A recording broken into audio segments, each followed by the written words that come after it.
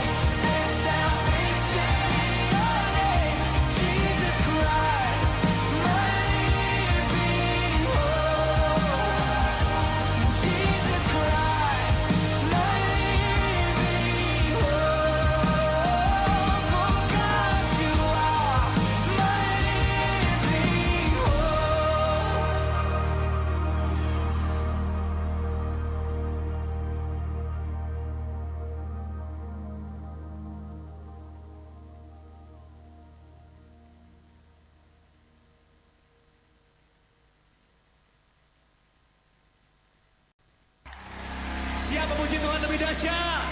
Tepuk tangan bagi Tuhan yang luar biasa.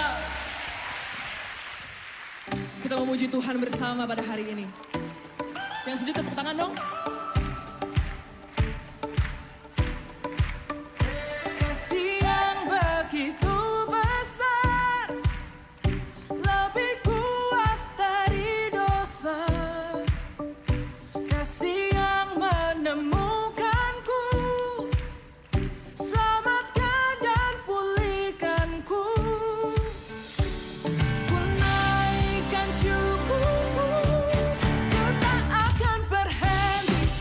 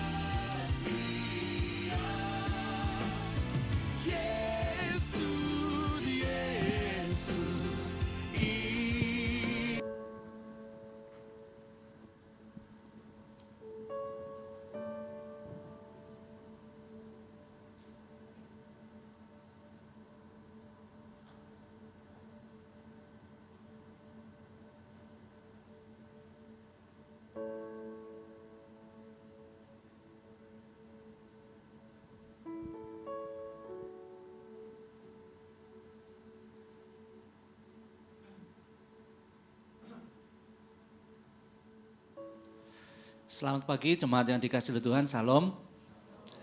Puji Tuhan, pada pagi hari ini kita diberi kesempatan kembali oleh Tuhan. Kita akan beribadah bersama-sama dan saya mengundang semuanya bangkit berdiri. Mari kita memulai ibadah kita. Kita mengucap syukur kepada Tuhan.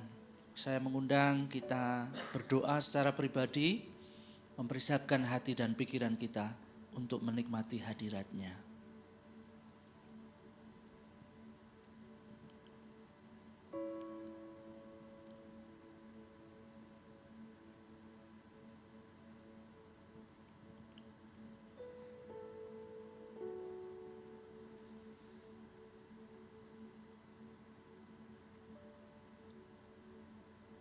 Kami bersyukur untuk anugerah Tuhan,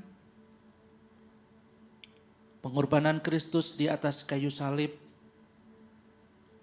telah membukakan pintu bagi kami untuk bersekutu dengan Engkau. Pagi hari ini kami menyerahkan ibadah kami ke dalam tangan Tuhan.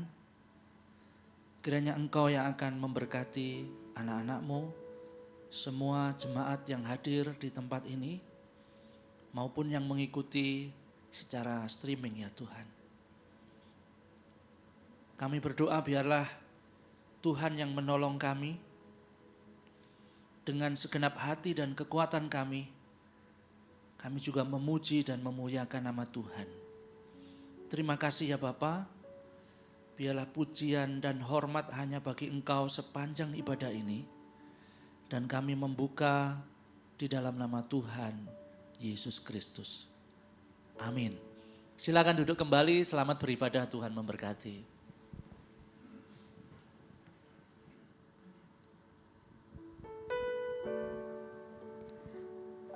Jadi, karena kita menerima kerajaan yang tidak tergoncangkan, marilah kita mengucap syukur dan beribadah kepada Allah menurut cara yang berkenan kepadanya, dengan hormat dan takut. Masa depan manusia yang fana adalah kematian. Namun Kristus datang membawa kehidupan. Melalui kematian dan kebangkitannya, Ia membawa harapan yang baru bagi jiwa dan hidup kita. Dan hanya di dalam Dia kita menemukan pengharapan yang sejati.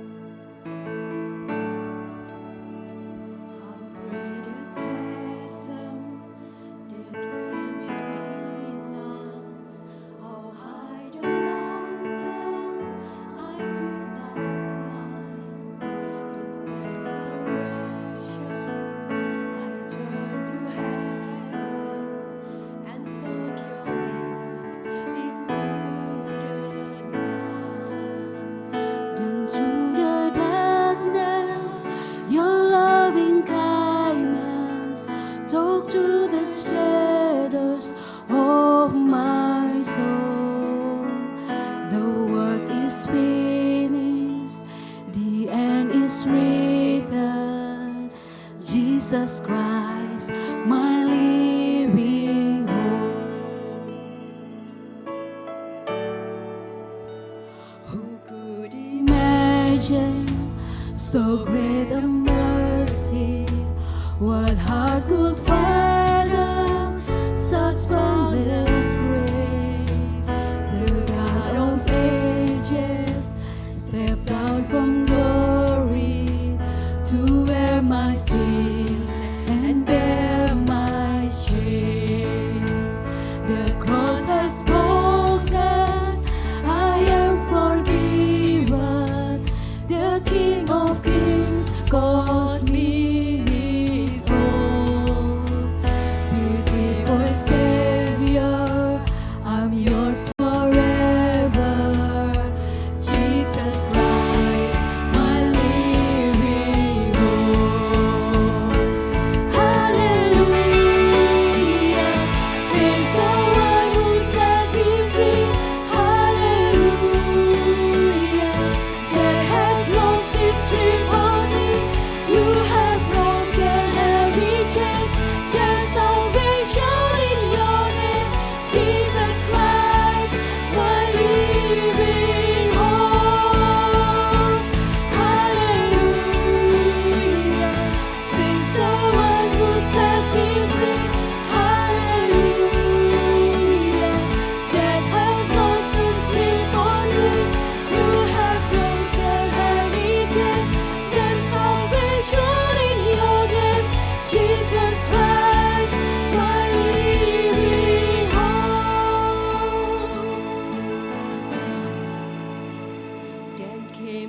morning, the seal, the promise, your buried body began to breathe out of the silence. The roaring lion declared the grave has no claim on me. Then came the morning, the seal, the promise, your buried body began to breathe out of the silence. The roaring lion declared the grave has no claim on me. Jesus, yours is the victory. Oh, hallelujah. Praise the one who set me free. Hallelujah. Death has lost its grip on me. You have broken every chain. There's salvation in your name, Jesus Christ, my living hope. Hallelujah. Praise the one who set me free. Hallelujah. Death has lost its grip on me. You have broken every chain. There's salvation in your name, Jesus Christ, my living hope. Hallelujah. Praise the one who set me free. Hallelujah. Death has lost its grip on me. You have broken every chain.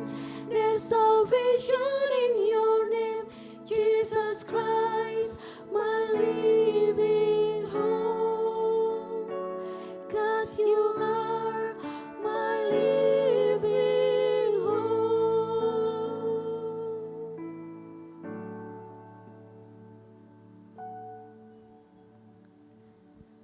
Siapa menyembunyikan pelanggarannya tidak akan beruntung, tetapi siapa mengakuinya dan meninggalkannya akan disayangi.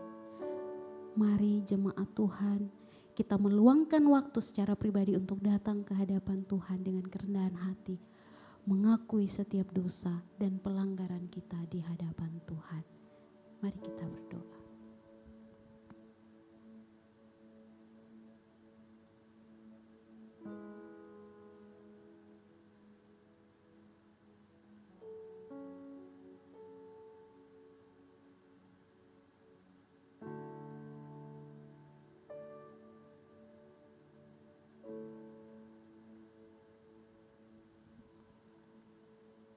Ya Tuhan, ini kami anak-anak-Mu. Engkau mengenal setiap hati kami, pikiran kami, tindakan kami. Kami mohon Tuhan ampuni kami akan setiap pikiran yang tidak mempermuliakan Engkau. Setiap perasaan, bahkan tindakan kami yang tidak menyenangkan hati-Mu. Ampuni kami ya Tuhan. Layakkan kami untuk kami datang di hadapan hadirat-Mu pada pagi hari ini. Terima kasih. Terima kasih untuk salib-Mu yang memberikan pengharapan bagi kami. Terima kasih untuk pengampunan-Mu Tuhan bagi kami. Layakkan kami untuk kami datang di hadapan hadirat-Mu pada ibadah kami hari ini. Dan biarlah pujian, penyembahan kami, semuanya Tuhan menyenangkan hati-Mu.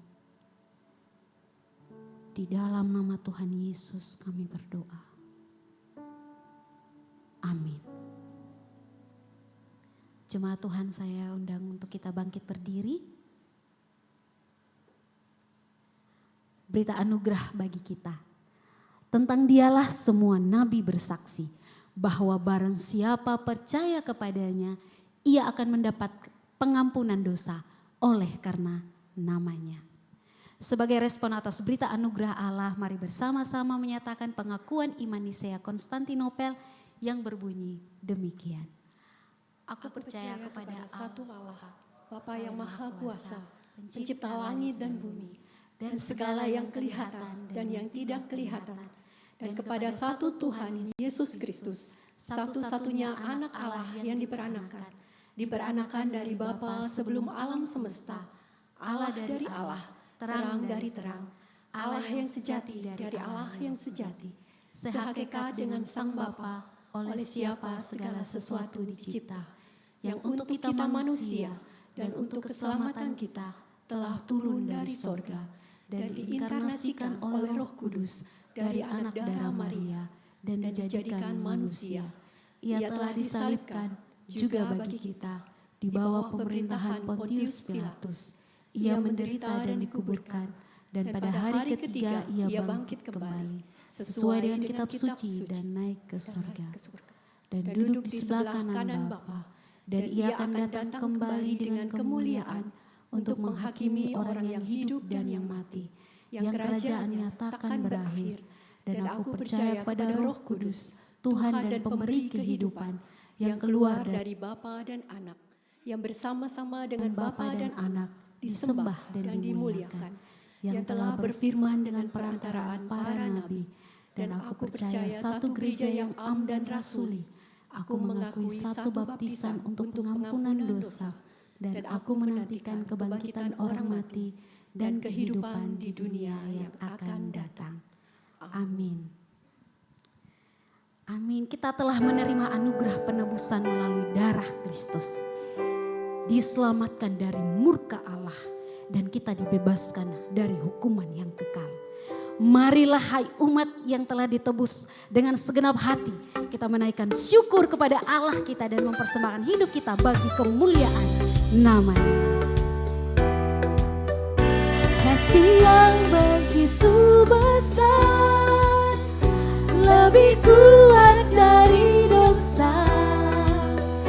Kasih yang menyembuhkanku, selamatkan dan pulihkanku.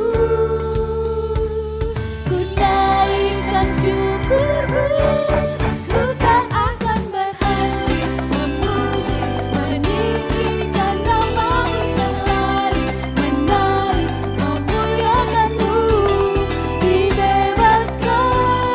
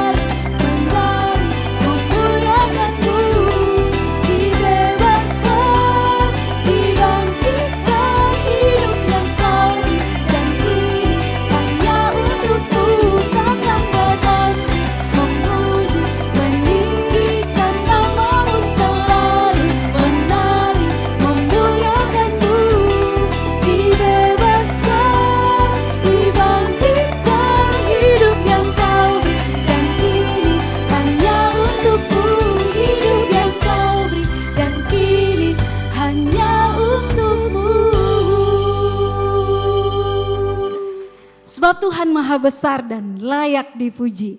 Tiada sebanding dengan kemuliaannya. Dialah Allah yang dahsyat dan perkasa. Dengan kuasanya ia menghancurkan setiap musuh. Mari kita muliakan namanya sebab dia yang menerima hormat dan pujian dari umat ciptaannya.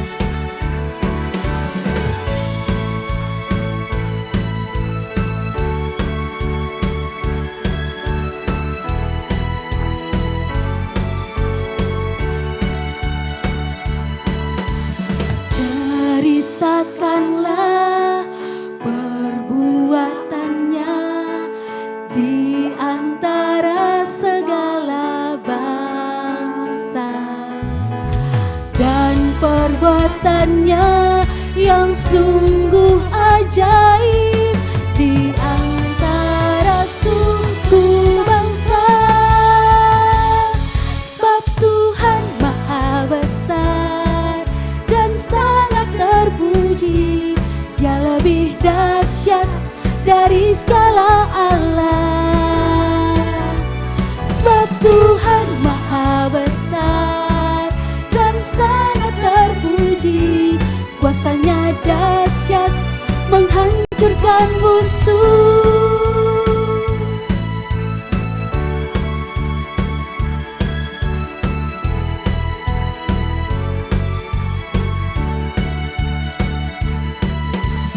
Ceritakanlah kemuliaannya di antara segala bangsa, dan perbuatannya yang sungguh ajaib di antara suku bangsa. Sebab Tuhan maha besar dan sangat terpuji, dia lebih dahsyat dari segala Allah. Sebab Tuhan maha besar dan sangat terpuji, kuasanya dahsyat menghancurkan musuh. Sebab Tuhan maha besar dan sangat terpuji, dia lebih dahsyat dari segala Allah. Sebab Tuhan maha besar dan sangat terpuji, kuasanya dahsyat menghancurkan musuh. Sebab Tuhan adalah Allah yang maha besar. Mari jemaat Tuhan kita bersalam-salaman dengan saudara yang ada di samping kiri dan kanan kita.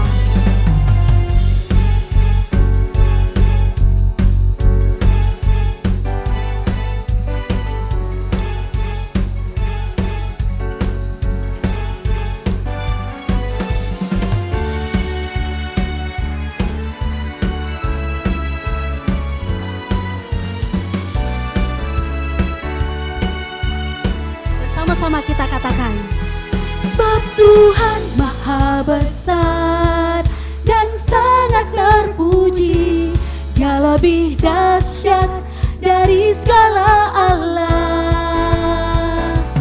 Sebab Tuhan maha besar dan sangat terpuji, kuasanya dahsyat menghancurkan musuh. Sebab Tuhan maha besar dan sangat terpuji, dia lebih dahsyat dari segala Allah. Sebab Tuhan maha besar dan sangat terpuji, kuasanya dahsyat menghancurkan musuh. Kuasanya dahsyat menghancurkan musuh. Kuasanya dahsyat menghancurkan musuh. Jemaat dipersilahkan duduk kembali.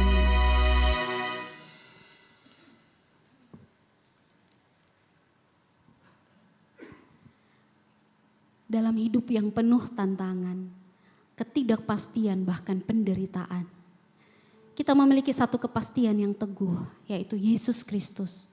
sumber keselamatan dan pengharapan kita. Melalui darahnya kita disucikan dan melalui iman kita diselamatkan. Mari kita menaruh percaya kita hanya kepada Yesus Kristus.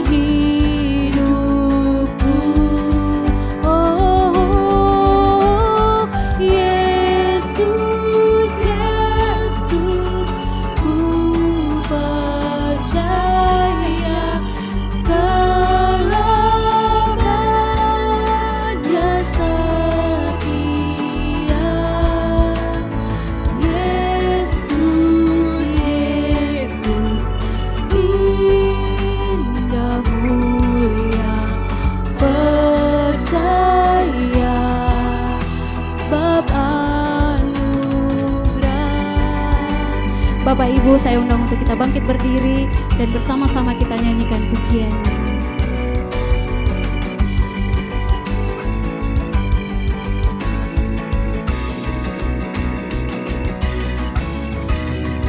Yesus, Yesus, ku percaya selamanya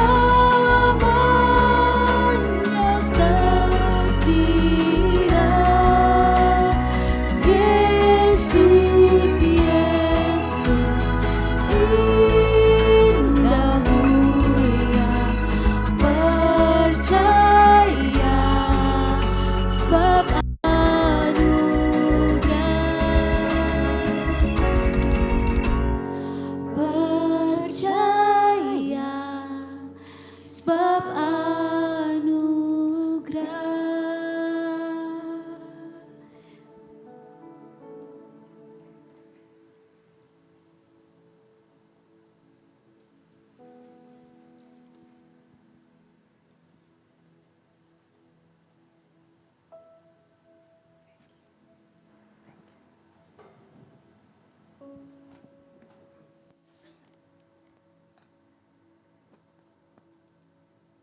Mari kita berdoa bersama-sama.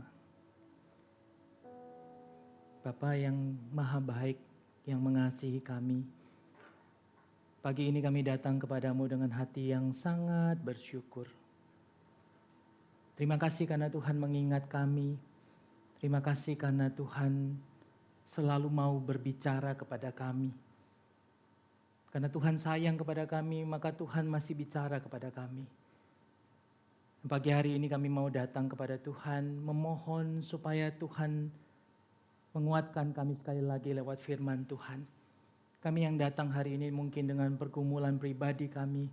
Kami memohon anugerah Tuhan, kuatkan kami, teguhkan hati kami, supaya pada waktu kami pulang dari tempat ini, kaki kami berdiri dengan tegak, mempercayai bahwa semua yang Tuhan lakukan dalam hidup kami selalu baik buat kami.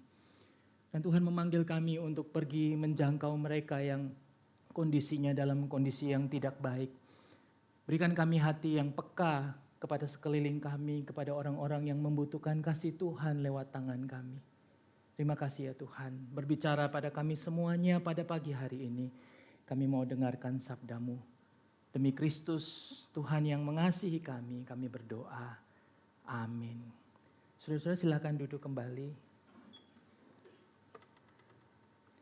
Selamat pagi, saudara-saudara. Selamat pagi. Saudara-saudara mau maju ke depan, kursinya masih kosong. Karena biasanya kursi belakang buat para malaikat. Saya melihat di sini banyak sekali malaikatnya. Ada yang mau maju supaya saya bisa kelihatan lebih jelas. Sambil kita baca firman Tuhan ya. Minimal yang maju ke depan boleh bawa apa saja yang saudara mau bawa dari gereja ini. Sambil kita baca, saudara-saudara mau maju silakan ya. Karena saya merasa lebih nyaman kalau kita ngobrol sambil agak lebih dekat secara fisik. Terima kasih. Nanti silakan pilih ya Bu ya. Yang mana yang mau dibawa pulang. Ini masih ada, boleh. Supaya gereja punya alasan beli yang baru. Saudara, mari kita belajar bersama hari ini. Temanya agak sulit karena membahas ini secara teoritis ini mudah. Saudara mencari buku-buku tentang penderitaan, saudara menemukannya mudah. Tetapi pada waktu saudara berdiri di depan orang yang sedang menderita atau saudara bahkan sedang menderita sekalipun, rasa-rasanya tidak mudah untuk membicarakan tentang penderitaan. Saudara, hari ini kita akan belajar dari Alkitab. Kalau saudara punya Alkitab, kita buka 2 Korintus. 2 Korintus pasal yang keempat, ayat yang ke-16 sampai ayat yang ke-18. Oke, yang sudah hafal nggak usah buka lagi, kita baca sama-sama. Saya kutipkan di depan, kita membaca bersama-sama. 1, 2, 3. Sebab itu kami tidak tawar hati, tetapi meskipun manusia lahiriah kami semakin merosot, namun manusia batinia kami dibaharui sehari. Sebab penderitaan ringan yang sekarang ini mengerjakan bagi kami kemuliaan kekal yang melebihi segala-galanya, jauh lebih besar daripada penderitaan kami. Sebab kami tidak memperhatikan yang kelihatan, melainkan yang tidak kelihatan. Karena yang kelihatan adalah sementara, sedangkan yang tidak kelihatan adalah kekal. Sebab itu kami tidak tawar hati. Karena yang kelihatan adalah sementara, sedangkan yang tidak kelihatan adalah kekal. Saudara, hari ini kita mau membahas tentang bagaimana memaknai penderitaan di dunia. Saudara-saudara, adakah di antara saudara yang tidak pernah mengalami penderitaan? Pasti ada ya, pasti ada penderitaan ringan, penderitaan berat. Penderitaan yang bagi kita bisa banyak sekali maknanya. Saudara, pertanyaan yang paling sering diajukan kepada kami, khususnya saya di dalam melayani, karena saya sebagai konselor yang tiap hari berjumpa dengan mereka yang menderita, yang berkelahi, yang bertengkar, yang saling melukai, yang hidupnya dari kecil sampai besar di dalam abuse. Ada anak kecil yang secara seksual diperlakukan dengan buruk bertahun-tahun. 2 hari yang lalu mengunjungi seorang mama yang anaknya baru saja dibunuh di jalan. Duduk dengan mama yang sangat aktif melayani sebagai pendoa di gereja.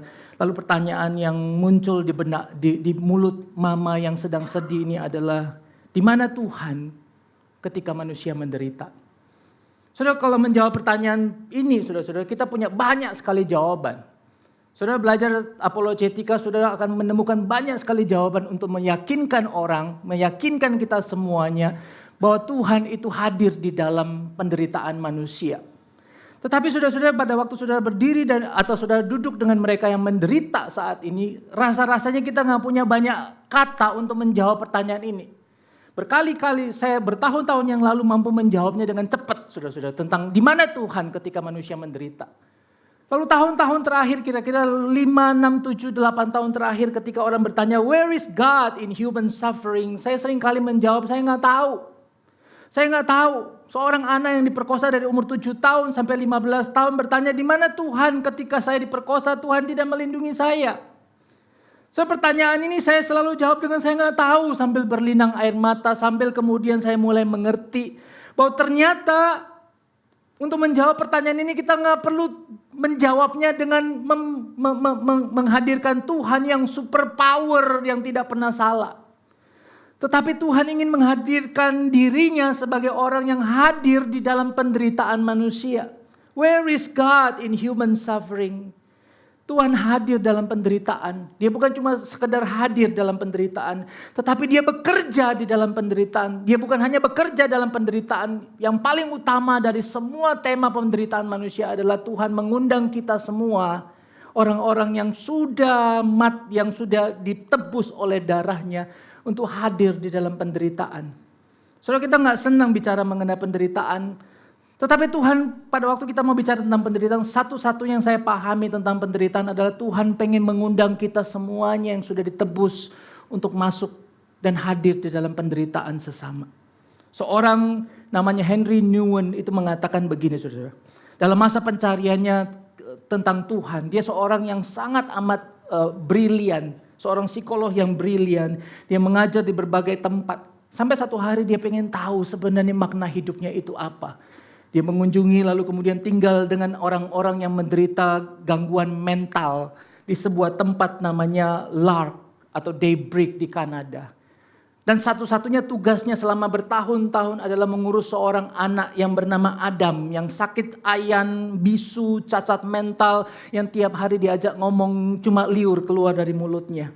Dari Adam dia belajar apa artinya penderitaan, di mana Tuhan dalam penderitaan. Dia mengatakan begini, saudara. Penderitaan kita yang kecil maupun sangat besar selalu terhubung dengan hati Kristus. Kesedihan kita sehari-hari berlabuh pada kesedihan Kristus yang memberi kita harapan setiap hari. Penderitaan mengundang kita untuk menyerahkan rasa sakit di tangan yang lebih besar. Di tangan Kristus yang berlubang kita melihat Allah yang menderita. Jadi kita jadi paham kenapa ada penderitaan, supaya kita ngerti tentang penderitaan Kristus. Jadi pada waktu kita menderita, kita datang kepada Kristus, kita jadi ngerti bahwa penderitaan itu maknanya dalam sekali. Untuk kita mengerti tentang Kristus, Allah mengerti rasa sakit. Dan ini yang penting, dia mengundang kita juga untuk hadir dalam penderitaan sesama. Oleh karena itu ceritakanlah tentang Allah kepada dunia.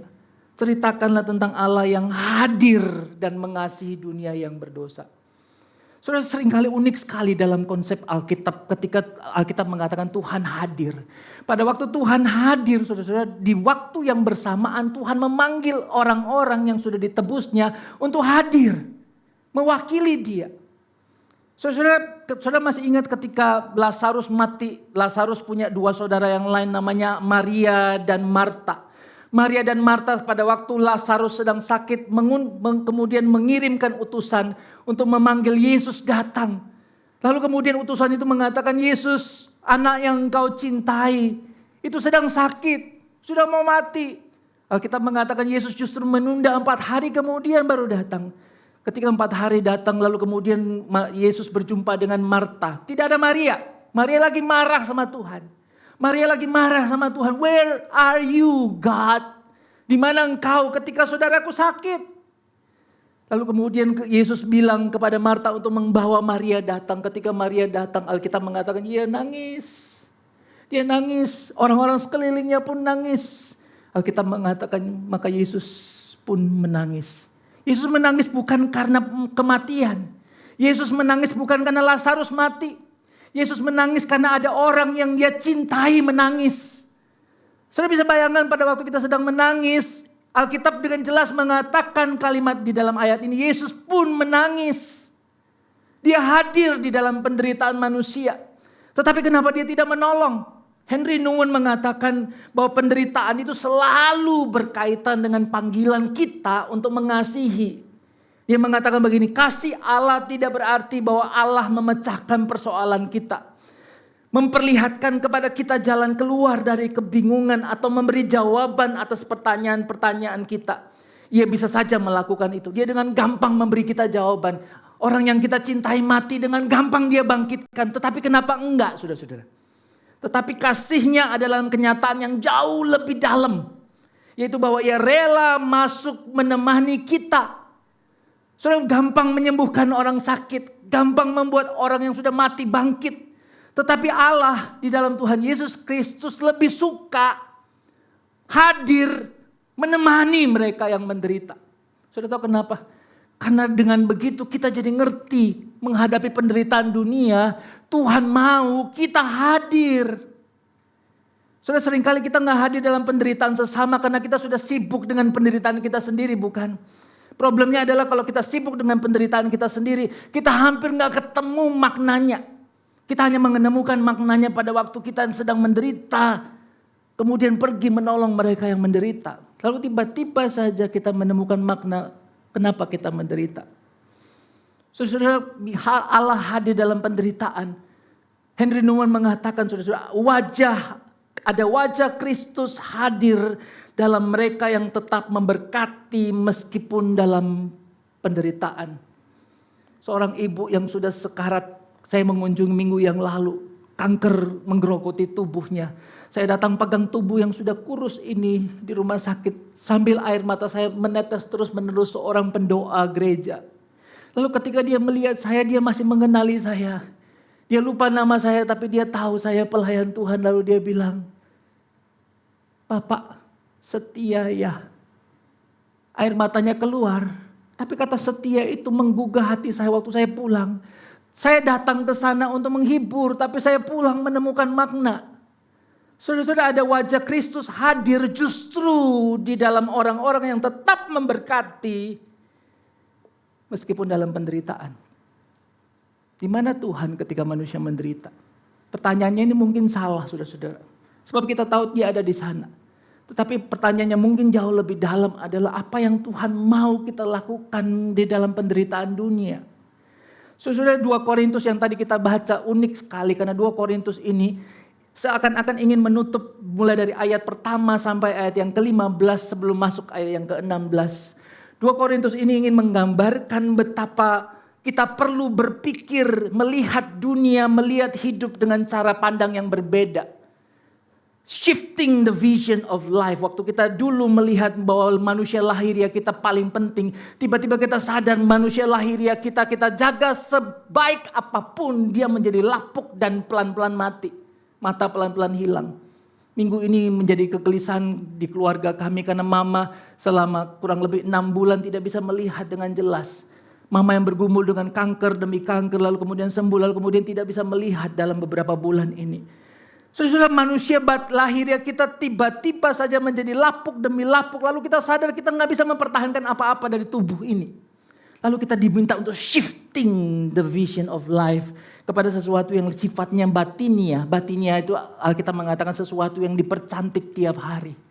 Tubuh kita tambah rusak, tambah hancur, tambah jelek. Tapi manusia yang di dalam ini menjadi tambah cantik tiap hari. Yang kedua, shiftingnya dari penderitaan. Penderitaan ini Alkitab menggambarkan sebagai penderitaan yang ringan, yang gampang. Lalu disebut, Paulus mengatakan kalimat yang hanya sifatnya sementara. Apa yang disebut dengan sifatnya sementara? Paulus ingin mengatakan ini, ketika Paulus mengatakan penderitaan itu ringan, bukan seperti orang yang sedang sakit gigi lalu ke dokter lalu sembuh. Atau sakit kepala dikasih panadol lalu kemudian sehat. Tapi yang dimaksud dengan Paulus bahwa penderitaan itu ringan adalah penderitaan yang dilakukan, yang dialami sepanjang hidup.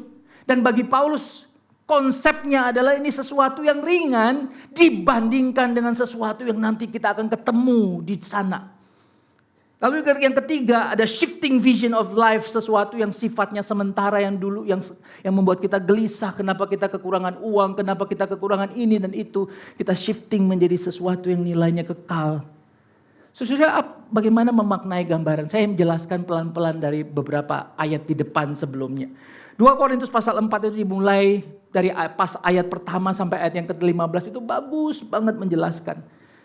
2 Korintus pasal 4 ayat 1 mengatakan, oleh kemurahan Allah kami telah menerima pelayanan ini. Dan karena itu kami tidak tawar hati.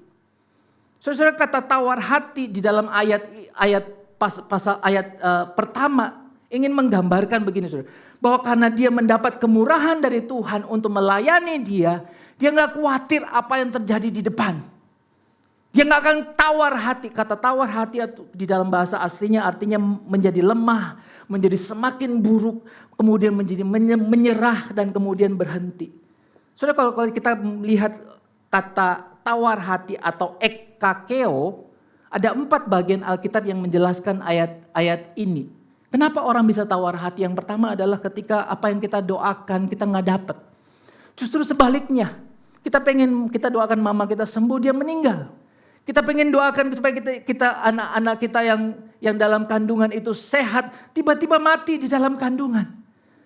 Doa yang seakan-akan tidak terjadi sesuai harapan. Yang kedua adalah orang yang kita sayangi hidup dalam penderitaan. Waktu orang yang kita sayangi di depan kita dalam penderitaan, lalu kita minta kepada Tuhan seakan-akan gak ada yang terjadi. Lalu kita mengatakan tawar hati mulai muncul. Lalu yang ketiga adalah gini, kita berbuat baik, kita melayani sebaik mungkin, tetapi yang kita dapatkan sebaliknya, sesuatu yang buruk. Lalu yang keempat adalah kata tawar hati muncul di dalam ayat ini. Tetapi Paulus mengatakan gini, saya memutuskan untuk tidak tawar hati. Kenapa Paulus memutuskan untuk tidak tawar hati, saudara-saudara? Kalau saudara baca mulai ayat yang kedua sampai ayat yang ke-15, saudara menemukan ada 2 prinsipnya. Prinsip yang pertama adalah begini, Paulus tahu bahwa ketika dia dipanggil Tuhan untuk bukan cuma memberitakan kabar baik, tapi dia dipanggil Tuhan untuk melihat kabar baik itu. Saudara, banyak orang menjadi pemberita Injil tetapi dia tidak pernah benar-benar melihat apa yang disebut dengan kabar baik. Melayani Tuhan tetapi tidak benar-benar connected dengan Tuhan. Saudara, Paulus mengatakan yang pertama apa yang membuat dia tidak tawar hati adalah dia melihat dan merasakan kabar baik itu. Injil itu dia lihat. Dan yang dia lihat dari Injil itu adalah wajah Kristus. Alkitab mengatakan begini, kami memberitakan Kristus sebagai Tuhan. Dan kami sebagai pelayanmu. Lalu dilanjutkan di ayat yang ke-6. Karena Allah yang berfirman, biarlah terang bercahaya dari kegelapan, telah bercahaya di hati kita untuk memberi terang pengetahuan tentang kemuliaan Allah yang ada dalam wajah Kristus. Saudara, apa yang muncul dalam benak Paulus ketika dia menderita? Nanti saya jelaskan penderitaan Paulus. Apa yang muncul dalam benaknya ketika dia menderita? Yang muncul dalam benaknya adalah wajah Kristus. Saudara, kalau ketika saya mengatakan wajah Kristus, apa yang pertama muncul dalam pikiran kita? Sebagian besar kita akan mulai berpikir tentang salib. Saudara, apa yang lebih berat, lebih mengerikan dari salib? Bagi Paulus dia mengatakan begini, kami tidak tawar hati. Karena yang muncul di hidupku adalah wajah Kristus yang terang di dalam hatiku. Seorang namanya Milan Haimovici, seorang yang dianiaya, salah satu orang Yahudi yang dianiaya pada zaman Rumania menderita penganiayaan besar. Pendeta-pendeta hamba Tuhan, misionaris semuanya ditangkap lalu dihukum mati. Seorang namanya Milan Haimovici itu dipukulin, dihajar habis, giginya rontok. Dia disundut dengan api lalu kemudian dibiarkan badannya kurus, sangat kering. Lalu setiap hari tugasnya adalah dipukulin oleh para penjaga. Di satu sel dengan Milan Haimovici adalah seorang profesor Yahudi. Sama-sama Yahudi tetapi tidak mengenal Tuhan. Dia bertanya kepada Milan Haimovici, Milan, kenapa setiap kali kamu dipukul, kenapa setiap kali kamu ditendang di sudut api dalam kondisi begitu mengerikan, engkau tetap tersenyum? Milan yang dalam kondisi baru saja ditendangnya seluruh tubuhnya itu dalam kondisi tertelungkup, saudara-saudara. Itu kemudian melihat kepada profesor itu lalu kemudian tersenyum dan mengatakan, setiap kali saya dipukul, Yesus bicara pada saya. Setiap kali saya dibakar tubuh saya, Yesus tersenyum kepada saya. Profesor itu menampar Milan dan mengatakan, tidak mungkin. Kalau Yesus itu ada, kenapa dia nggak bantu kamu, nggak selamatkan kamu, nggak bebaskan kamu dari penjara ini? Lalu Milan Aimovici mengatakan, saya tidak perlu dibebaskan karena di sini saya bisa ketemu Yesus tiap hari. Lalu profesor itu dengan marah mengatakan, tunjukkan kepada saya di mana Yesus. Lalu kemudian Milan Aimovici yang sudah sangat amat lemah itu berduduk dengan bersila di depan profesor itu. Lalu mengatakan, Yesus bilang kepada saya, oh Yesus mencintaimu. Lalu kemudian dia tersenyum dan mengatakan, Yesus sedang tersenyum kepadamu. Profesor itu tertelungkup nangis. Dia tidak bisa lihat. Tapi dia melihat seorang yang sedang menderita itu masih berbahagia di dalam penderitaannya. Saudara, itu yang disebut dengan konsep penderitaan. Atau kalau saudara pergi lihat jauh di belakang ada seorang namanya William Tyndale. Seorang yang menerjemahkan Alkitab di dalam bahasa Inggris. Pada zaman itu tidak boleh menulis Alkitab, tidak boleh menerjemahkan Alkitab dalam bahasa lain. Tetapi dia menulis, dia pengen supaya banyak orang membaca Alkitab di dalam bahasanya sendiri. William Tyndale ditangkap, kemudian dibawa masuk untuk dihukum mati dengan cara dibakar. Di kata-kata terakhirnya raja mengatakan, kamu pengen ngomong apa sebelum kami membunuhmu? Dia berdiri dan mengatakan dengan senyum, Tuhan Yesus mencintai kalian dan aku juga. Lalu dia tersenyum. Raja yang melihat senyum itu kemudian membakar dan William Tyndale mati. Saudara, wajah Kristus yang tersenyum di tengah-tengah kita yang mengalami penderitaan tiba-tiba seperti air yang membasahi tanah yang kering. Saya masih ingat ketika Yesus terakhir sebelum dia naik ke kayu salib. Dia memanggul salib lalu kemudian dia berjumpa dengan mamanya. Ketika dia berjumpa dengan mamanya ada satu kalimat di Alkitab tidak dicatatkan tetapi di film dicatatkan kalimat ini. Mama, look, I have made everything new. Dia kutip dari Yesaya. Mama, lihat. Sambil dia senyum kepada Maria sambil gemetar karena tubuhnya penuh dengan 975 luka. Yang bukan cuma luka tetapi daging yang dari dalam itu udah keluar. Dalam kondisi penderitaan besar itu dia bilang, Mama lihat. Aku sudah bikin semuanya jadi baru. Saudara, kita gak mungkin bisa mengerti tentang anugerah Tuhan kalau kita tidak melihat wajah Kristus di dalam Injil. Injil itu bukan hanya bicara tentang sesuatu yang rumit. Injil bicara mengenai Yesus yang berbahagia melihat kita. Kata grace. Grace itu nama yang baik. Ada Grace tadi yang berdiri di sini. Grace di dalam bahasa aslinya satu rumpun, satu akar dengan kata joy. Charis itu satu rumpun dengan kata kairo. Kairo adalah joyful heart. Kairo kalau saya mengatakan saya melihat saudara-saudara saya bersuka cita melihat saudara. Saya kairo kepada saudara-saudara. Apa yang disebut dengan kairo? Hati saya melompat-lompat karena terlalu berbahagia sampai semua yang lain saya lupa. Yang disebut dengan grace, yang disebut dengan anugerah Allah, yang disebut dengan kasih karunia Allah adalah pada waktu Allah melihat dunia ini. Allah melihatnya dengan hati melompat-lompat berbahagia. God is so happy to see you. Saudara-saudara, senyum adalah ekspresi manusia yang menunjukkan rasa percaya diri, kedamaian dan rasa cukup. Senyum saat mengalami rasa sakit, penderitaan dan bahkan di tengah kesakitan yang berat dapat memberi bukti supranatural tentang Tuhan. Jika Yesus adalah anak Allah sendiri benar-benar hidup di hati kita, maka sebagian dari kita perlu menyampaikan kabar baik itu melalui wajah kita. Di dalam penderitaan, Richard Wurmbrand, seorang yang dianiaya berpuluh tahun di penjara di Rumania. Saudara, Apa yang membuat Paulus mengatakan aku tidak akan tawar hati? Yang pertama adalah tiap kali dia berjumpa dengan Injil itu secara pribadi. Injil itu bukan sesuatu yang dimengucapkan dengan jelas, dengan lantang. Tapi Injil itu hadir di sini jadi terang. Ketika kita dalam kegelapan, kita nggak gelap, saudara-saudara. Saudara tahu kenapa? Karena ada terang di dalam dan Alkitab mengatakan ada wajah Kristus di situ. Yang kedua, kenapa Paulus mengatakan dia tidak tawar hati adalah ada kekuatan di balik tubuh yang lapuk. Tetapi harta kita, yaitu Injil dan wajah Kristus, itu adalah harta kita. Yang kita punyai dalam bencana tanah liat. Tubuh kita ini seperti tanah liat yang gampang hancur. Supaya nyata kekuatan yang melimpah-limpah itu berasal dari Allah, bukan dari diri kami sendiri. Kematian bekerja di dalam kami, tetapi kehidupan bekerja di dalammu.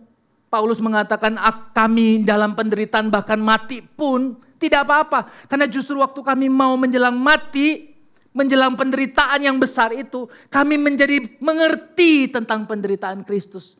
Paulus disuruh milih, kalau dia milih hidup yang bahagia atau milih dalam penderitaan, dia memilih hidup dalam penderitaan. Karena jadi mengerti tentang penderitaan Kristus. Saudara, kenapa Tuhan mengizinkan penderitaan? Karena penderitaan adalah satu-satunya cara Allah memberitahu, menjelaskan tentang penderitaan Kristus.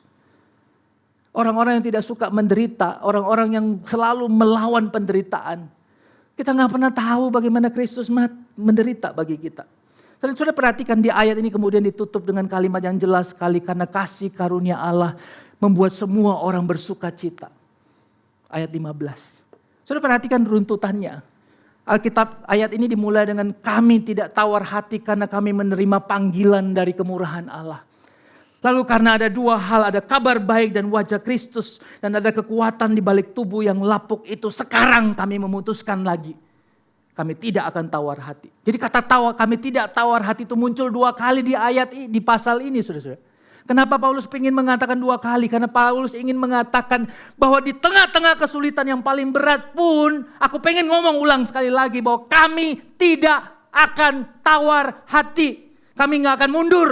Kami nggak akan berhenti, kami nggak akan mati, kami akan berdiri sampai akhir. Saudara-saudara, apa yang membuat Paulus kemudian bisa berdiri sampai akhir dan mengatakan kami tidak tawar hati? Yang pertama, Paulus ingin menggambarkan tentang dunia hidup yang shifting dari hidup yang sementara, dari tubuh yang ini, tubuh yang kelihatan, menjadi tubuh yang tidak kelihatan. Sebab itu kami tidak tawar hati. Meskipun manusia lahiriah kami semakin merosot, namun manusia batinnya kami dipercantik sehari demi sehari. Kita tidak dipercantik dalam proses cepat. Kita dipercantik pelan-pelan. Problemnya begini, saudara-saudara. Kita hanya dipercantik bagian dalamnya. Waktu bagian luar kita semakin rapuh. Kalau kita sibuk mengurusi yang bagian luar, kita nggak punya kesempatan dipercantik bagian dalam. Saudara, kita ingin mengatakan manusia lahiriah itu decay day by day, rusak pelan-pelan. Manusia batiniah menjadi cantik, direnovasi sehari demi sehari. Saudara, kematian itu tidak enak dibicarakan. Teman dari kematian itu adalah kehilangan. Kenapa orang tidak mau bicara mengenai kematian? Sebab kematian itu temannya kehilangan. Kematian dan kehilangan seperti dua teman yang sering berjalan bersama. Entah siapa yang mulai. Ada kalanya kematian menyebabkan kehilangan.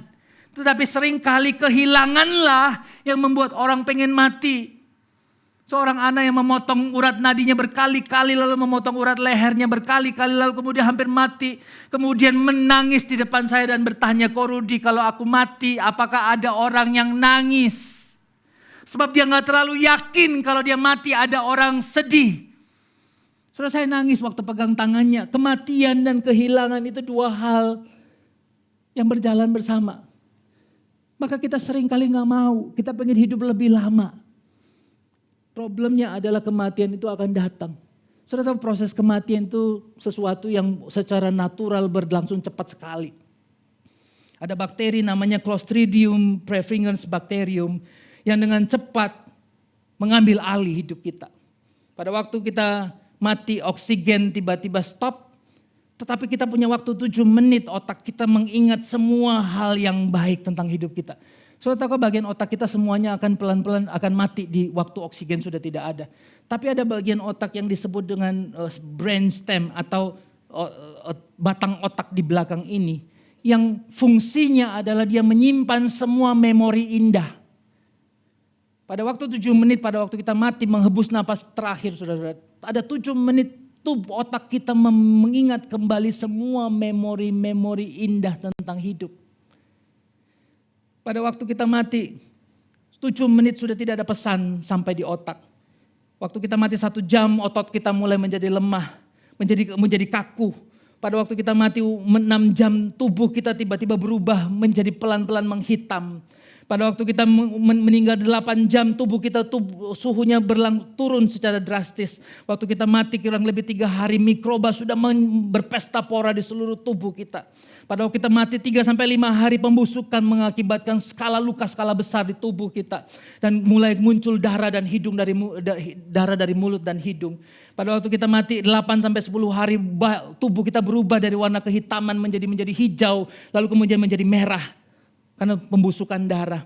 Waktu kita mati selama beberapa minggu, rambut kita mulai rontok, gigi kita mulai rontok. 1 bulan kita mati, tubuh kita mulai mencair. Pada waktu kita mati 1 tahun, tiba-tiba kita nggak punya semua apa-apa lagi.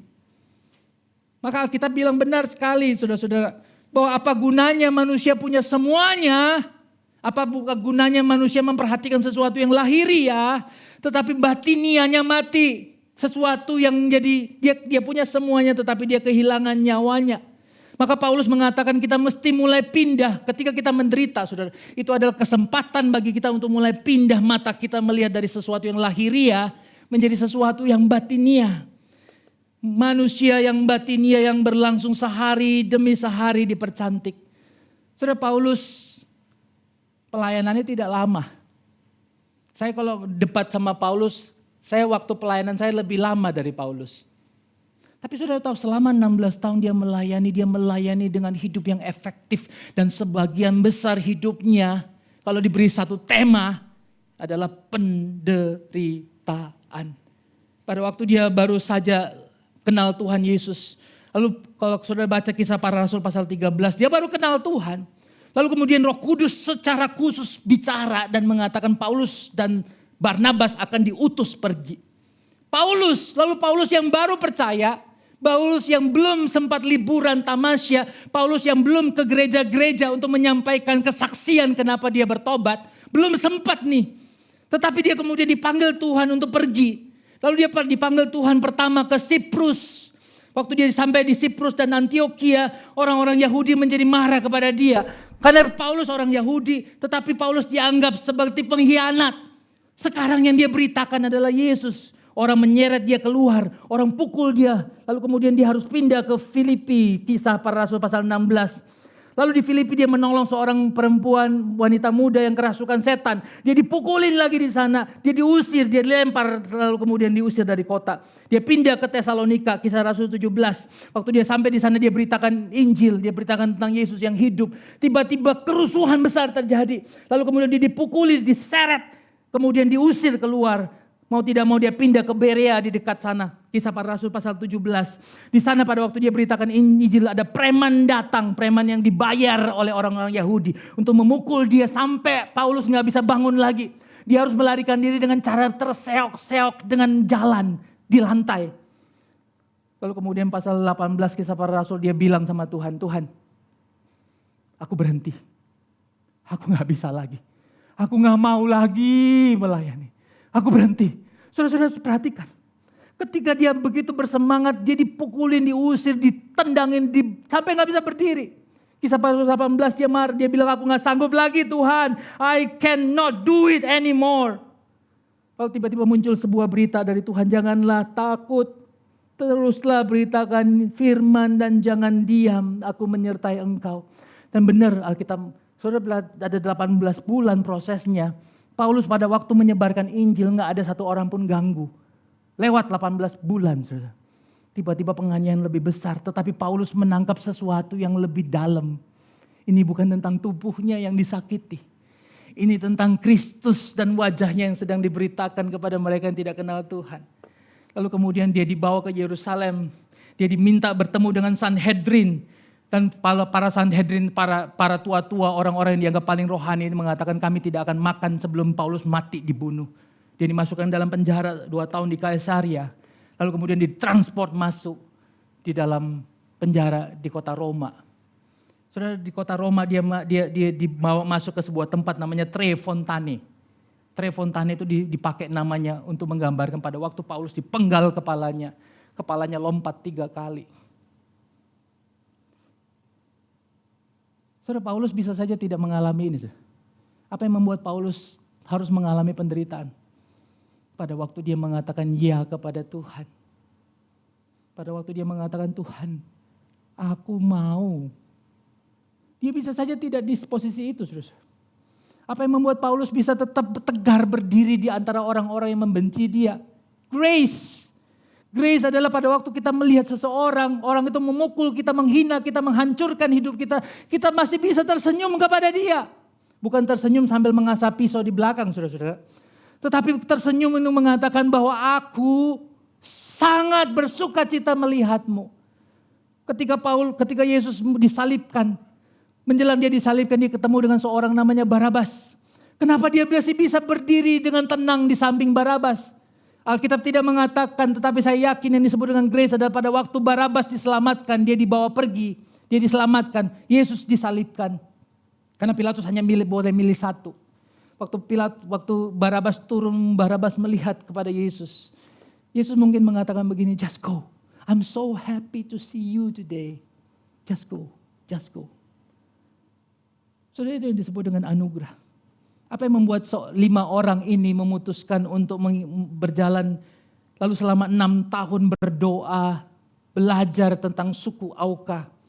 Lalu kemudian pada hari yang sudah ditentukan selama 6 tahun mereka belajar, kemudian mereka bikin kontak dengan suku Auka di India, di Ekuador ini.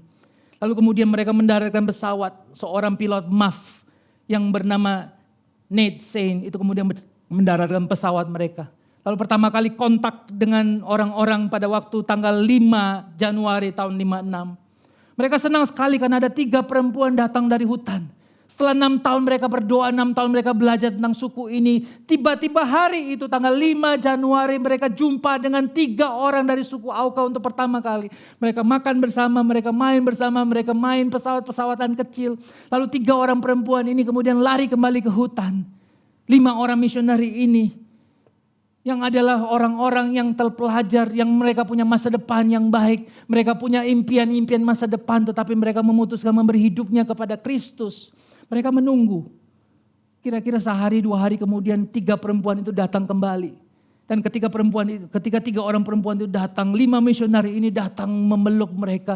Lalu tiba-tiba dari balik hutan itu muncul ratusan laki-laki membawa tombak. Lalu menghujamkan tombak itu. Ketika Nate Saint, pilot misi ini ditusuk, dilempar dengan tombak, lalu dia jatuh. Lalu ketika ada tombak kedua mau dihujamkan ke tubuhnya, Nate Saint mengatakan, Bua bia enum bua. Bua bia enum bua adalah I'm so happy to see you my friend. Bagaimana mungkin ada orang yang baru ditombak perutnya, waktu melihat orang yang menombak dia bisa mengatakan bua bia enum bua. I'm so happy to see you my friend.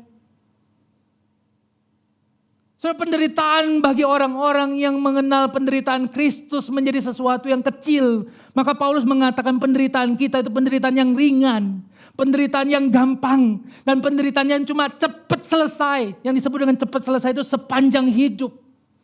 Kita dari lahir kita masuk dalam penderitaan yang khusus. Kita mati dalam kondisi tua dan tubuh fisik yang menderita. Paulus bilang ini semua penderitaan ini penderitaan yang ringan dibandingkan dengan kemuliaan kekal yang nanti kita temui. Saudara, Nate Saint yang dibunuh oleh bangsa Auka ini. Pemain musik boleh maju ke depan. Itu punya sebuah kisah sebelum dia datang ke suku ini. Sebelum penerbangan terakhir pada tanggal 5 Januari itu, dia duduk. Anaknya tahu bahwa dia akan pergi ke suku itu lagi. Lalu mamanya bilang, mungkin papa akan lama baru kembali lagi. Kemudian Ned Saint itu duduk di samping anaknya yang bernama Steve Saint. Lalu kemudian Ned Saint bertanya kepada anaknya begini, "Nak, do you know how far away the sun is?" Apakah engkau tahu berapa jauh matahari dari bumi? Anaknya Steve berkata, 90 juta miles, Papa. Kemudian Ned Saint berkata, "Do you know that that's just a fraction of how much I love you?" Kamu tahu jarak antara bumi sama matahari yang 93 juta miles itu adalah sebagian kecil saja dari cintaku kepadamu, Steve. Lalu Steve bertanya kepada dia, "Papa, kalau orang-orang dari suku Auka itu, yang kemudian namanya diganti Waudani, orang-orang Waudani itu mendekatimu dan pengen membunuhmu, will you use your gun? Apakah engkau akan pakai pistolmu?" Lalu kemudian Ned Saint, papanya mengatakan, "Son, anakku, kita gak bisa menembak orang-orang Waudani. Karena mereka belum siap untuk pergi ke surga. Kita sudah siap. I will not use my gun. Tapi aku akan pakai another gun." Kemudian Steve bertanya, "Gun yang apa lagi? Pistol apa lagi yang papa akan pakai?" Kemudian Steve berkata, "I just want to say, Bua, Bia, Enumbua. I'm so happy to see you." Saudara berdiri duduk dengan orang yang sedang menderita. Saudara duduk dengan mereka yang dalam kondisi kesusahan. Saudara duduk di sampingnya saja. Atau saudara pergi ke daerah Bungur Asih, duduk dengan seorang anak jalanan yang mukanya kusut sekali. Saudara tinggal hanya memeluk pundaknya sebentar, tiba-tiba mereka menangis. Saudara tahu kenapa? Karena dibutuhkan oleh dunia yang menderita itu bukan penjelasan tentang apa itu penderitaan. Yang dibutuhkan oleh dunia yang menderita ini adalah seorang yang bersedia duduk bersama mereka yang menderita. Saudara, dunia ini terlalu sedih. Saudara. Dunia ini terlalu sedih. Paulus di dalam hidupnya mengatakan, "Aku mau berhenti berpikir tentang sesuatu yang nilainya lahiriah. Tapi aku mau mulai mikir sesuatu yang sifatnya batiniah. My heart, my feeling, my thought." Sesuatu yang menggambarkan waktu engkau mau bongkar tubuhku, engkau mau bongkar hatiku, yang di sana muncul adalah wajah Kristus. Steve Saint ketika dia sudah besar, papanya udah mati. Dia datang ke hutan yang sama. Lalu dia ketemu dengan seorang bapak yang membunuh papanya zaman dulu. Lalu kemudian bapak yang membunuh bapaknya namanya Mincayani. Itu kemudian menceritakan bagaimana dia membunuh bapaknya. Steve sangat marah, dia ambil tombak itu, dia pengen lempar tombak itu kepada orang yang membunuh papanya. Kemudian Mincayani itu berkata begini, "Ayo lakukan, akulah yang bunuh bapakmu." Lalu kemudian Steve Saint mengatakan, "Tidak seorang pun mengambil nyawa papaku. Papakulah yang memberikannya." Paulus punya pilihan lain dalam hidup, saudara. Tapi kenapa Paulus memutuskan, aku tetap mau datang ikut jalur Tuhan Yesus. Aku tahu waktu aku mau ngikut Yesus, aku tahu penderitaannya akan panjang, nggak apa-apa. Paulus mengatakan, "Aku tidak akan tawar hati. Karena kalau engkau bongkar hatiku, di dalamnya hanya ada wajah Kristus. He is no fool who gives what he cannot keep to gain that which he cannot lose." Seorang yang paling bijaksana adalah kita nggak pegang sesuatu yang kita bisa kehilangan. Tapi kita justru berikan untuk dapat sesuatu yang kita nggak bisa kehilangan. Sebab itu kami tidak tawar hati. Tetapi meskipun manusia lahiria kami semakin merosot, namun manusia batinia kami diperbaharui tiap hari. Saudara, apa yang membuat Paulus kemudian mengatakan di tengah penderitaan ini kesempatan bagi dia untuk mengasihi? Yang kedua adalah yang disebut dengan future hope. Apa itu future hope? Bahwa di hidup ini penderitaan itu ringan. Penderitaan ringan ini sedang menyiapkan kita untuk sesuatu yang nilainya sangat amat kekal, yang jauh lebih besar dari penderitaan sebelumnya. Apa yang membuat orang-orang Paulus punya kekuatan seperti ini, saudara? Kalau saudara baca di dalam 2 Korintus pasal 5, sudah ketemu satu kata, yaitu kata tabah. Oleh karena itu kami senantiasa tabah meskipun kami sadar bahwa selama kami mendiami tubuh ini kami masih jauh dari Tuhan. Kata tabah itu adalah the ability to fully trust, to do something that you know is difficult and dangerous and or high risk. The ability to fully trust. Apa yang disebut dengan tabah? Orang yang tabah adalah orang yang fully trust. Orang yang tidak bertanya tentang motivasi Tuhan, tetapi orang yang fully trust. David Livingstone punya cerita. Saudara pernah mungkin dengar ceritanya. Usia 27 tahun setelah dia jadi dokter. Dia punya pilihan untuk jadi dokter komersil, punya uang banyak. Tapi dia memutuskan berangkat. Awalnya dia pengen ke Cina. Tetapi tidak ada jalan ke Cina kecuali ke Afrika. Itu terbalik dengan Hudson Taylor. Hudson Taylor pengen ke Afrika. Tapi Tuhan bilang tidak, dia diutus ke Cina. Seringkali apa yang kita mau Tuhan gak ngasih. Karena Tuhan mau adalah yang disebut dengan greater good. Sesuatu yang lebih besar daripada yang kita bayangkan. David Livingstone dalam kondisi yang sangat amat fit pada waktu dia berangkat. Tapi pada waktu dia pulang kembali ke Oxford, tangan kirinya sudah tidak bisa digerakkan. Karena tangan kirinya dihantam, digigit oleh singa. Pada waktu dia sedang melayani. Dia mengatakan begini, banyak pertanyaan oleh mahasiswa Oxford pada waktu itu, kenapa engkau mau? Kamu dokter, kamu punya pilihan hidup yang lain yang lebih enak, kenapa masuk ke situ? Sama seperti Paulus, dia mengatakan tentang kita gak mungkin mengerti tentang Kristus yang disalibkan kalau kita sendiri tidak menderita.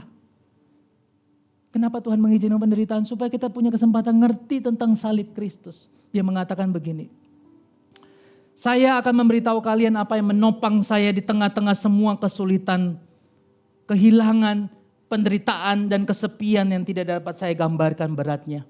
Yang menopang saya adalah sebuah janji yang paling indah dan paling mengesankan dan yang paling suci. Dan janji itu adalah ketahuilah, I will be with you. Charles Swindoll mengatakan di Alkitab ada 7.474 janji Tuhan. Dari perjanjian lama sampai perjanjian baru. Ada 7.400 janji Tuhan. Dari 7.400 janji Tuhan, 5.300 janji Tuhan, lebih dari setengah. Isinya sama. Kalian tahu isinya apa? Aku akan nemenin kamu. Saudara, pada waktu kita tanya di mana Tuhan ketika penderitaan. Tuhan punya banyak pilihan. Tapi salah satu pilihan yang dia suka pilih adalah dia nemenin kita di dalam penderitaan. Saudara tahu kenapa? Supaya ketika kita ditemani oleh Tuhan di dalam penderitaan kita, kita punya kekuatan untuk menemani mereka yang di dalam penderitaan. Sebab kami tidak tawar hati. Sebab penderitaan ringan yang sekarang ini mengerjakan bagi kami kemuliaan kekal yang melebihi segala-galanya, jauh lebih besar dari penderitaan kami. Future hope. Saudara, di dalam Alkitab saya tutup dengan beberapa cerita. Di dalam Alkitab ada sebuah kisah, sebuah kata yang unik sekali yang menggambarkan tentang hope. Yaitu kata tikvah. Sebab engkaulah tikfaku ya Tuhan, kepercayaanku sejak masa muda. Tikva itu unik sekali. Karena tikva itu kalau saudara breakdown di dalam bahasa aslinya, itu semacam begini saudara-saudara. Tikva itu adalah kita mengambil satu benang. Benang ini gak bisa dipakai untuk membuat kita kuat ketika kita goncang. Tapi kita perlu mengambil satu benang yang lain lagi. Kita ambil benang lagi, kita ambil benang lagi, kita ambil benang lagi. Sampai kemudian benang itu menjadi satu tali yang kokoh. Lalu kita peluk tali yang kokoh itu. Pada waktu goncang, kita gak goncang karena kita punya tali yang kokoh. Itu yang disebut dengan tikva, itu yang disebut dengan harapan. Dan harapan itu perlu dibangun satu demi satu. Kita perlu lihat kebaikan Tuhan satu demi satu, satu demi satu. Jadi pada waktu kita goncang, pada waktu angin ribut, pada waktu penderitaan datang, kita punya tempat untuk berlabuh. Saudara-saudara, hidup kita pendek sekali. Tapi maukah saudara-saudara mulai berpikir secara serius bahwa hidup kita itu bukan tentang sesuatu yang sekarang ini. Hidup kita itu tentang sesuatu yang nilainya kekal. Apa itu kekal, saudara-saudara? Kekal itu adalah the whole story. Whole story yang disebut dengan kekal itu bukan nanti setelah kita mati lalu kita akan masuk ke kekekalan. Bukan. Yang disebut dengan kekekalan adalah sejak kita hadir di bumi sampai seterusnya. Itu yang disebut dengan kekekalan. Di bumi ini kita hanya punya partial story, cerita yang separuh. Tapi yang disebut dengan kekekalan kita akan punya cerita lengkap nanti waktu kita jumpa dengan Dia di surga. Seorang nenek namanya Oma Ripka, saya datang mengunjungi di satu panti Werda. Kami suka pergi dari panti ke panti, ngobrol sama oma. Anak saya itu paling suka ngobrol sama oma-oma. Diladeni, kadang-kadang cuma membersihkan pot tempat mereka pipis di kamar. Dia mengatakan begini, waktu anak Oma Ripka ini sedang sakit keras, dia terbaring. Saya kenal dekat dengan dia, saya suka dicium oleh nenek yang gak punya gigi ini lagi. Satu hari waktu saya sedang berdoa untuk kesembuhannya dia bilang, Rudi stop. Kalau dia mengatakan ini, kita sering berdoa, Tuhan sembuhkan, Tuhan berkati, Tuhan beri panjang umur. Bukankah kita tidak ingin tinggal lebih lama di sini? Bukankah rumah kita yang sesungguhnya di sana? Di dunia adalah tempat kita melayani Tuhan dan sesama. Mau apa lagi? Selama hidup, hiduplah sepenuh hati. Saudara-saudara, kata ini nancep di hati saya. Selagi hidup, hiduplah sepenuh hati. Hiduplah mengasihi dan mengampuni lebih banyak. Senyumnya lebih sering seperti wajah Yesus untuk bumi yang sedih. Kenapa anak kecil waktu lahir tidak punya gigi? Karena setiap kali mereka senyum, kita tahu itu senyum yang paling bahagia. Kenapa nenek-nenek pada waktu sudah tua giginya hilang? Karena waktu kita lihat orang yang tidak punya gigi sedang tersenyum, tiba-tiba kita tidak perlu apa-apa lagi yang lain. Saudara-saudara, kenapa kita nggak tawar hati? Sebab yang kita lihat adalah sesuatu yang nilainya di situ. This is not our home. Waktu kita masih hidup, kesempatan melayani. Apakah Paulus pengen cepat mati? Kalau saudara baca di dalam 2 Korintus pasal 5 nanti, saudara kan kaget. Paulus bilang kalau aku suruh pilih. Paulus sudah menderita nih. Tapi dia bilang kalau aku boleh pilih, aku mau pilih 3 hal. Yang pertama adalah dia bilang begini, kalau aku boleh pilih, aku pengen hidup sampai Yesus datang jemput. Tapi kalau aku gak bisa hidup sampai Yesus datang jemput, minimal yang kedua, aku pengen hidup lebih lama supaya aku bisa nemenin jemaat. Tapi dia bilang begini di akhir, kalau seandainya aku gak bisa hidup lebih lama untuk nemani jemaat, biarkan aku hidup kayak gini saja. Biarkan aku menderita gak apa-apa. Tapi minimal aku masih bisa hidup melihat Kristus bekerja. Saudara, itu hidup yang paling bahagia. Saudara. Dan itu esensi dari seluruh 2 Korintus pasal 4 yang kita pelajari hari ini. Apa yang kita punya? Paulus mengajar kita untuk jangan tawar hati. Lalu kalau saya ingin tutup dengan satu bagian ayat Alkitab. Di dalam Mazmur pasal 90 ayat 12. Mazmur bilang begini, ajarilah kami menghitung hari-hari kami sedemikian, sehingga kami beroleh hati yang bijaksana. Waktu saya pelajari ayat ini ngomong sesuatu yang unik, saudara. Mazmur 90 ayat 12 itu dimulai dari Mazmur yang mengatakan bahwa hidup manusia itu cuma pendek. Seperti debu, seperti tanaman, seperti napas. Sebentar ada, sudah gak ada. Seperti tanaman yang kemudian melayu dengan cepat. Relasi yang kita pikir anak kita masih bayi akan hidup lebih lama, tahu-tahu kita kehilangan bayi. Kami kehilangan anak umur 5 bulan. Lalu kemudian kita pikir pernikahan kita masih lama, tiba-tiba saja pernikahan itu selesai. Kita masih pikir bahwa kita mungkin masih bisa dekat dengan anak kita, melihat anak kita besar, ternyata mereka sudah gak ada lagi. Kita pikir kita masih punya waktu dengan papa mama kita yang sudah tua, ternyata udah gak ada. Saudara, sekarang saya sering kali ketemu papa dan mama saya suka foto, suka selfie. Lalu mama saya mulai ngerti, istri saya mulai heran, Karena dari dulu saya nggak suka difoto. Lalu saya bilang begini, saya mau punya momen yang saya foto sebanyak mungkin dengan orang yang saya sayang. Sebab waktu itu hidup itu pendek, sebab kematian datang dengan cepat dan kematian itu menyedihkan, saudara. Kematian itu seperti sesuatu yang ingin mengatakan tentang kehilangan. Berapa banyak sisa waktu? Berapa banyak sisa waktu? Karena itu saudara-saudara sekalian, jangan tawar hati. Selama masih hidup, ambil waktu, momen istimewa dengan baik. Saudara punya kesempatan melayani. Saudara punya kesempatan mengasihi. Saudara ada orang yang saudara belum ampuni, saudara pulang ampuni. Lalu saudara pergi, karena saudara tahu waktu hidup cuma pendek. Alkitab mengatakan, karena itu kata Paulus, kami memutuskan untuk tidak tawar hati meskipun dalam penderitaan. Mari kita tunduk kepala sama-sama, kita berdoa.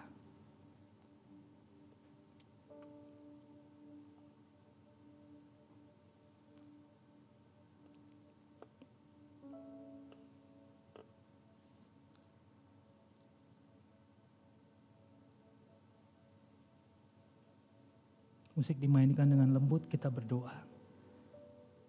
Saudara-saudara,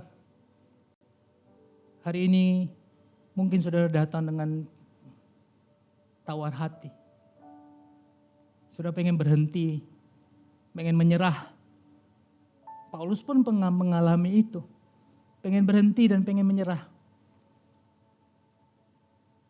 Tetapi Paulus memegang janji Tuhan.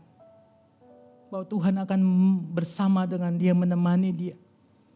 David Livingstone sudah berkali-kali ingin berhenti melayani di Afrika.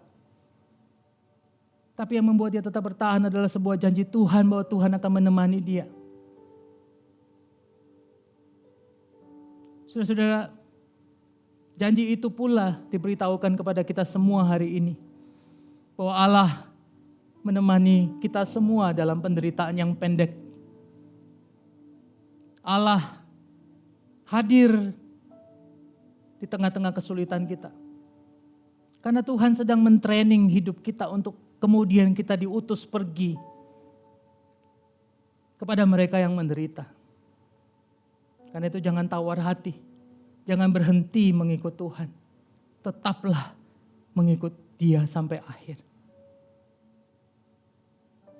Oh Tuhan yang baik, Bapa yang penuh cinta kepada kami semua. Kami ingin bersyukur padamu untuk firman Tuhan yang seringkali nyangkut di kerongkongan karena seringkali kami tidak mengertinya Tuhan. Apalagi hari ini ketika Paulus menjelaskan tentang sebuah impian hidup. Dia pengen tetap hidup di tengah-tengah dunia yang menderita ini. Meskipun dia menderita, dia gak mau meninggalkan jemaat yang menderita. Karena dia meskipun dia mengatakan jauh lebih enak, jauh lebih bahagia untuk pergi kepada Tuhan. Tetapi ketika dia diminta untuk memilih, dia memilih untuk tetap dalam penderitaan. Yang penting dia bisa menemani orang-orang yang menderita. Oh Tuhan, hati itu seperti hati Kristus. Tuhan Kau datang, bekerja dengan waktu yang singkat di bumi ini. Tetapi memberi inspirasi begitu dalam tentang apa artinya Tuhan hadir dalam penderitaan manusia. Karena itu Tuhan kami gak tawar hati. Karena Tuhan menemani kami. Berikan kami keberanian Tuhan. Untuk juga menemani mereka yang menderita di sekeliling kami. Mengabarkan tentang wajah Kristus yang mencintai dunia. Di tengah-tengah dunia yang sedih ini. Oh Tuhan, kalau kami boleh pilih. Kami ingin lepas dari tubuh ini lalu berdiam dengan Tuhan di surga. Tetapi ada pilihan yang jauh lebih penting. Kami tetap tinggal di bumi ini menemani mereka yang menderita. Kuatkan kami Tuhan. Berikan kami hati yang setia sampai akhir. Dan kami tidak akan tawar hati. Demi Kristus, Tuhan yang mengasihi kami. Yang melihat kami dengan bahagia. Kami berdoa dan bersyukur. Amin.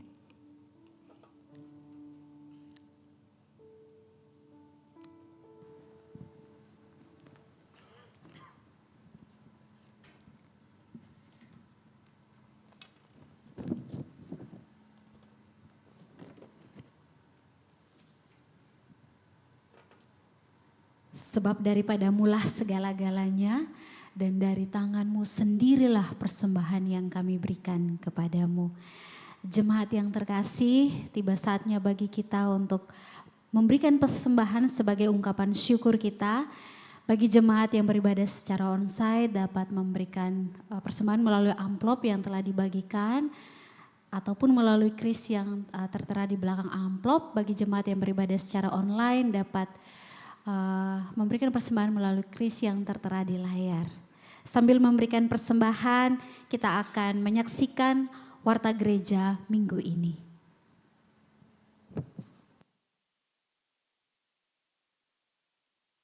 Kami ucapkan selamat datang bagi Anda yang baru bergabung hari ini.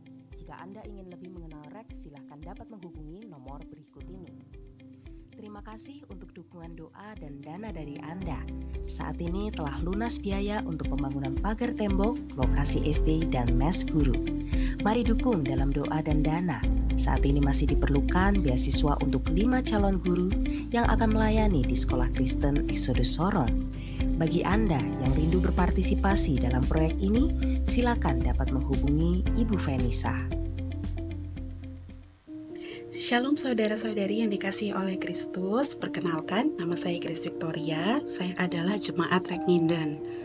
Jika diibaratkan, kehidupan saya itu seperti bejana tanah liat yang hancur karena berbagai trauma di masa lalu. Berusaha menatanya kembali dengan sempurna hanya melukai diri saya sendiri. Tahun-tahun dalam hidup saya habiskan untuk berusaha mati-matian menyembunyikan kepingan-kepingan diri saya yang buruk itu di sudut-sudut terdalam hati saya sampai tak ada yang dapat menemukannya. Melalui Camp Gap, Tuhan menuntun saya untuk menelusuri setiap retakan dalam diri saya, menemukan kepingan jiwa saya yang hilang dan sembunyi, serta ditantang untuk memberikan setiap bagian hati saya yang hancur kepadanya.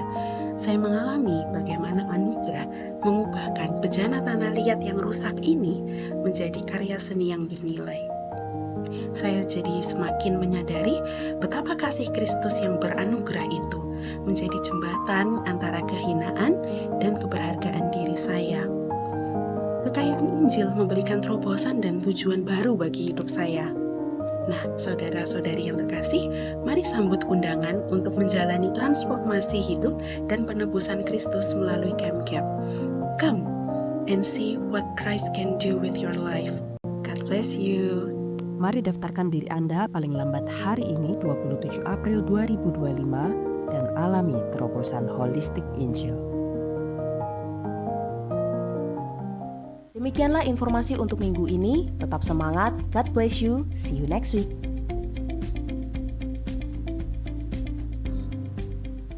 Shalom. Baik Bapak Ibu yang dikasihi oleh Tuhan, ada beberapa hal yang ingin saya sampaikan. Yang pertama, terima kasih untuk Pak Rudi yang menyampaikan firman Tuhan. Nanti KU2 ya Pak ya, masih sekali ya. Enggak KU3 sekalian. ya, nanti KU2 akan menyampaikan kembali firman Tuhan di tempat ini. Lalu bagi peserta MSK hari ini ada dilaksanakan seperti biasa ya. Nanti yang KU1 bisa di ruang pertemuan, lalu nanti yang selesai KU2 kumpul di tempat ini. Nah, untuk cek kesehatan masih dibuka sampai tanggal 28. Jadi Bapak Ibu terakhir besok bisa mendaftarkan diri, lalu hari Selasa itu bisa mengambil kartunya dan terakhir itu digunakan tanggal 30 ya. Jadi masa bulan April ini kita sudah melakukan kegiatan ini dan sudah ada banyak ya jemaat Tuhan yang mengetahui hasil dari cek lab ini dan semoga itu membuat kita bisa memiliki pola hidup yang lebih sehat lagi. Lalu yang berikutnya untuk kegiatan pemuda hari Sabtu yang akan datang seperti biasanya di lantai 1 pukul 6 sore sampai pukul 20 saya mengajak kita semua yang muda-muda bisa mengikuti persekutuan ini ya. Temanya Bapak Ibu bisa lihat yang tertera di layar. Lalu juga untuk remaja, nah ini ada satu kegiatan atau satu agenda yang baik ya. Jadi mereka akan belajar tentang kesehatan rasanya ya. Jadi Bapak Ibu bisa mendorong putra-putrinya untuk mengikuti persekutuan ini karena dari hasil survei yang sudah dilakukan oleh pengurus remaja ya dan oleh salah satu jemaat yang adalah dokter. Nah, kepedulian kesehatan bagi anak-anak remaja itu juga tidak terlalu tinggi. Nah, itu terbukti dengan pola makan yang tidak teratur dan lain sebagainya. Nah, itu menjadi sesuatu yang harus diwaspadai, harus ada satu pencerahan supaya anak-anak muda ini juga memiliki pola hidup sehat dan mereka juga nanti bisa terus sehat begitu ya yang kita harapkan. Jadi silahkan bisa didorong untuk anak-anak remaja bisa mengikuti acara ini. Lalu untuk Camp Gap, hari ini adalah pendaftaran yang terakhir di gelombang pertama. Bapak Ibu bisa segera mendaftarkan yang sudah mengumpulkan dan ada 2 jenis atau 2 metode. Yang pertama intensif itu nginap di Hotel Arayana, lalu yang kedua secara reguler itu tidak menginap tapi dilaksanakan 3 kali setiap hari Sabtu tanggal 26, tanggal 2 dan 9 Agustus. Nah, Bapak Ibu bisa memilih dari 2 metode ini. Lalu yang berikutnya Bapak Ibu mengenai pelayanan kita di Sorong, terus doakan untuk proses perizinan, untuk guru-guru yang akan mengajar di sana dan kebutuhan dana pembangunan ruang kelas yang saat ini juga sedang berlangsung seperti foto-foto yang Bapak Ibu lihat. Ya, puji Tuhan, Tuhan terus menolong, menyediakan dan kita terus dukung. Nah, sebelum kita berdoa, saya mau menyapa apakah ada yang baru pertama kali beribadah di tempat ini? Jikalau ada bisa angkat tangan sebentar. Ya, jikalau tidak ada mari kita bangkit berdiri, kita berdoa bersama-sama untuk doa syafaat. Tuhan, pada pagi hari ini kami menyerahkan persembahan kami ke dalam tangan Tuhan. Biarlah Engkau yang akan memberkati sehingga setiap rupiah yang kami kumpulkan, Tuhan pakai untuk kemuliaan Tuhan. Kami berdoa untuk jemaat Tuhan yang sudah mengumpulkan. Tuhan kiranya Engkau juga yang akan terus menolong dan memelihara hidup mereka. Tuhan, pada saat ini kami juga berdoa, menyerahkan beberapa saudara kami yang mengalami atau tertimpa musibah bencana alam. Kami berdoa menyerahkan biarlah Tuhan yang menolong di area-area gunung berapi yang pada saat ini juga sedang erupsi di beberapa wilayah. Kami memohon pertolongan Tuhan, biarlah Engkau yang akan memberikan kesehatan bagi mereka di masa-masa mungkin pengungsian atau pemulihan daerah mereka. Tuhan sendiri yang akan memberikan kepada mereka kekuatan. Kami berdoa menyerahkan untuk pemerintah di dalam menanggulangi, biarlah Tuhan juga yang akan memberikan hikmat sehingga setiap bantuan boleh disalurkan juga dengan secara tepat.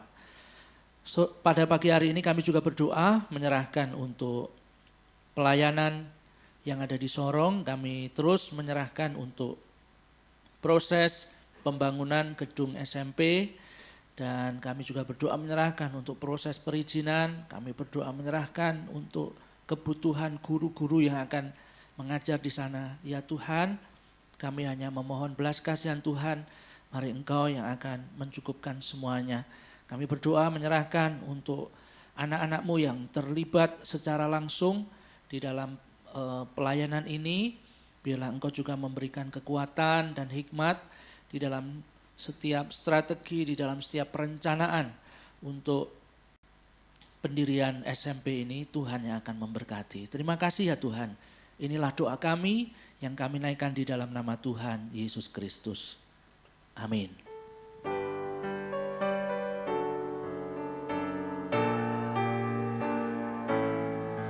Puji Allah, Bapa, Putra, puji Allah, Roh Kudus, ketiganya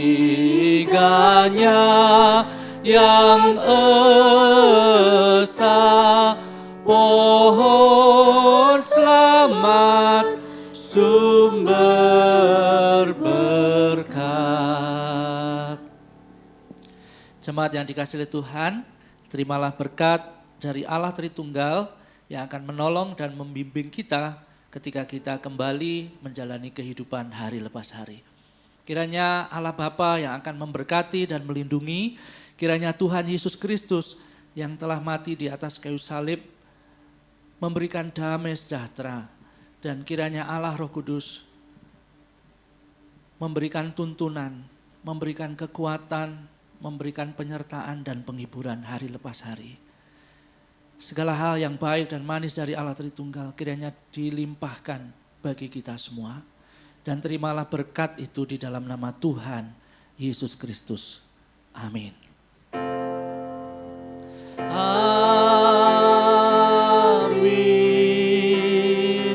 Amin. Amin. Amin.